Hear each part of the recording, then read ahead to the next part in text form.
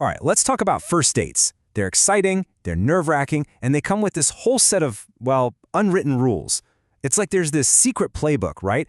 Everyone kind of knows the rules, but nobody actually says them out loud. Well, today, we're going to decode that playbook. And this really is the big question, isn't it? We all have this sort of script in our heads for how a first date is supposed to go. But are any of those rules, set in stone? Or can the right person just throw the whole rulebook out the window? Let's find out. Okay, so before we can even get into breaking the rules, we gotta understand the game itself. What are people really looking for when they agree to meet up?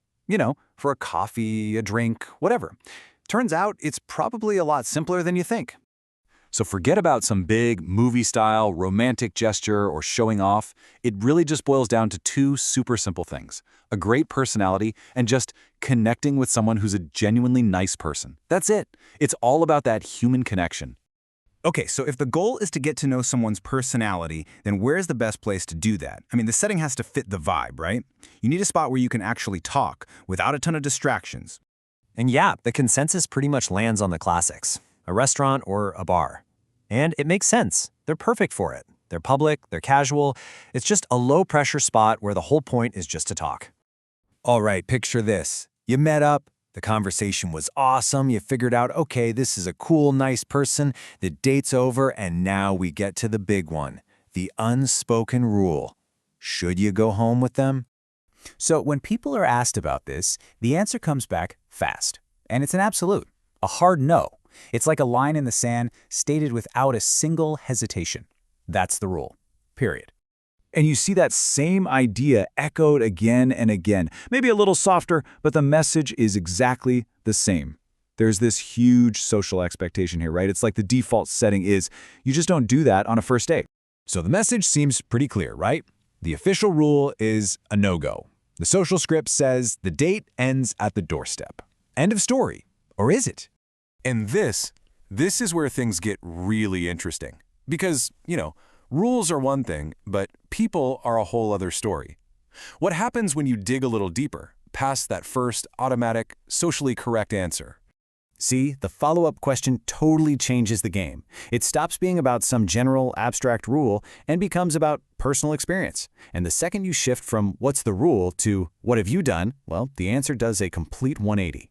I mean, just look at this. It's amazing. On one hand, you've got the official rule, no, never. But then you look at the reality, what people have actually done, and it's yes, yes, yes. This isn't just a tiny difference, it's the exact opposite. So you have to ask, what's going on here? What's the deal with this massive gap between the rule and the reality? What is so powerful that it makes someone completely ditch a rule they seemed so sure about? And you know what?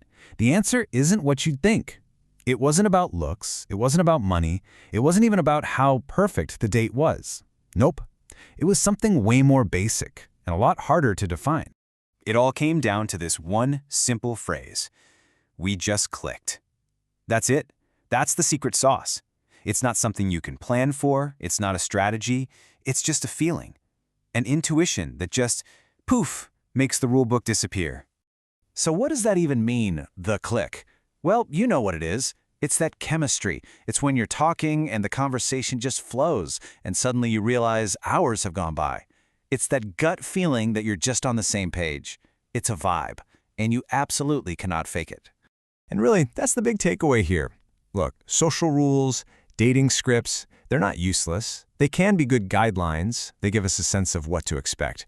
But at the end of the day, they stand no chance against a real, powerful human connection. That click is the ultimate trump card. It makes all the other rules just fade away. So it leaves us with this final question to think about. We create all these rules for ourselves, all these structures to navigate dating. But when it comes down to it, are they what really guide us? Or, in the end, does a genuine, authentic connection always get the final word?